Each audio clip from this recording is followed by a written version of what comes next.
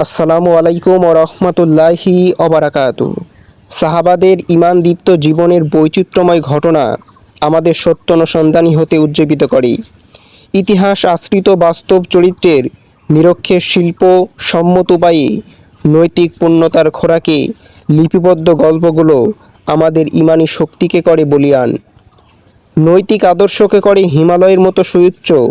সাহাবাদের রেখে যাওয়া এমনই অনেক কালজয়ী গল্প কোরআন এবং হাদিসে এবং ইসলামের ইতিহাসে বিদ্যমান, যেগুলো মুমিন মুসলিমের জীবনকে সত্যর দিকে ধাবিত করে, মহান সৃষ্টিকর্তা আল্লাহর সান্নিধ্য, ক্ষমা এবং ভালোবাসা পেতে সহায়তা করে। সেই রকম এক বাস্তব সত্য ঘটনার অবতারণা ঘটিয়েছেন সাহাবী মাইজ আসলামী রাদিয়াল্লাহু তাআলা আনহু।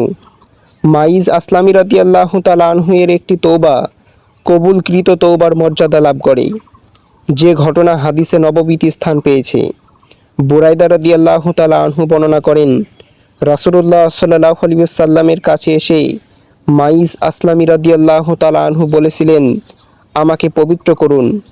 একবার নয়, একাধিকবার তিনি রাসূলুল্লাহ সাল্লাল্লাহু আলাইহি ওয়াসাল্লামের কাছে এসে এই অনুরোধ করলে রাসূলুল্লাহ সাল্লাল্লাহু আলাইহি ওয়াসাল্লাম প্রথমে তাকে আল্লাহর নিকট ক্ষমা প্রার্থনা করতে বলেছিলেন এবং বলেছিলেন, তুমি ফিরে যাও। কিন্তু এই সাহাবী অল্প দূরে গিয়েই বিবেকের তীব্র দহনে অস্থির হয়ে আবার ফিরে এসে বলেছিলেন, আমাকে পবিত্র করুন। চতুর্থবার রাসূলুল্লাহ সাল্লাল্লাহু আলাইহি ওয়াসাল্লাম তাকে সুস্পষ্টভাবে জিজ্ঞেস করেছিলেন, কিসের থেকে তোমাকে পবিত্র করব? তারপর তার পাগলামি আছে কিনা তার পরীক্ষা নিয়ে বলা হলো, তার মধ্যে কোনো পাগলামি নেই। তারপর রাসূলুল্লাহ সাল্লাল্লাহু আলাইহি ওয়াসাল্লাম বললেন, তুমি মদ্যপান করেছো কিনা? জানতে চাইলে কেউ একজন তার মুখের গন্ধ শুকে বলেছিলেন, না, সে মদ্যপান করে নাই। অতঃপর রাসূলুল্লাহ সাল্লাল্লাহু আলাইহি ওয়াসাল্লাম তাকে রজমের ব্যভিচারের শাস্তি হিসাবে পাথর নিক্ষেপের নির্দেশ দিলেন। লোকেরা তাকে পাথর নিক্ষেপ করতে লাগলো, এমনইভাবে তার মৃত্যু হয়ে গেল।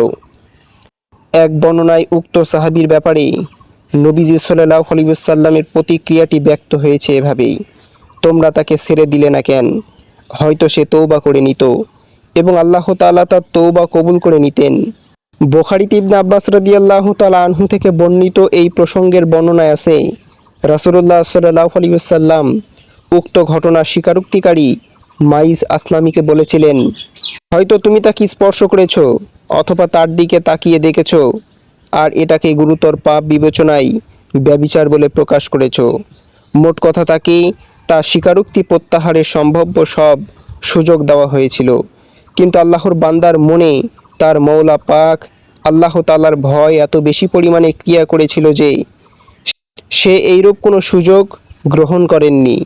পরবর্তী সময়ে সাহাবীদের কেউ কেউ যখন তিনি পরকালে মুক্তি পাবেন কিনা এই প্রশ্ন করে তা নিয়ে বাদানুবাদ করেছিলেন, তখন রাসূলুল্লাহ সাল্লাল্লাহু আলাইহি ওয়াসাল্লাম বলেন, সে এমনভাবে তওবা করেছে যদি গোটা উম্মতের মধ্যে তার সেই তওবাকে ভাগ করে দেওয়া হয়, তাহলে তা সবার মুক্তির জন্যই যথেষ্ট বিবেচিত হবে। মাইজ আসলামী রাদিয়াল্লাহু তাআলা আনহু তওবা আল্লাহ তাআলা কবুল করেছেন।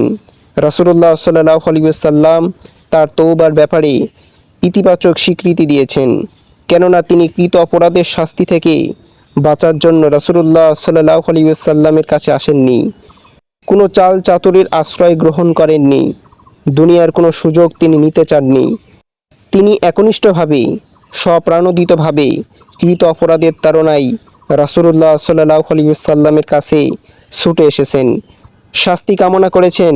ইসলামের ইতিহাসের সোনালী পাতায় লিপিবদ্ধ মাইজ আসলামী রাদিয়াল্লাহু তাআলা আনহু এর তওবা, সাহাবাদের ঈমানদীপ্ত তওবা আমাদের জন্য অনুসরণীয়।